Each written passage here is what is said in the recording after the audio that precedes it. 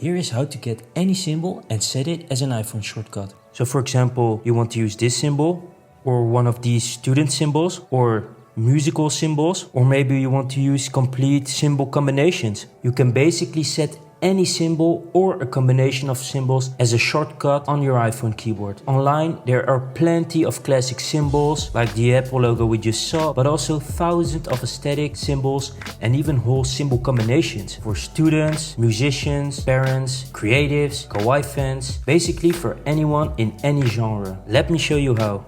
So I want to put the classic Apple logo as a shortcut in my iPhone keyboard. So now I've copied it. What we do, we go to settings, and in settings we go to general. When we're in general, we go to keyboard obviously, and we go to text replacements. What you do is you go to the plus sign, and in phrase is the place where you want to put in your symbols or even text if you want. And I copied the Apple logo, so we long press on the text field and we tap on paste. Then here is the shortcut where you put in your text to remind yourself of the symbol. So in this case, I will call this Apple symbol, and then you hit save. And now every time you want to use that symbol, you just type in the shortcut. So in this case, Apple symbol, and as you can see, it's already recognizing it.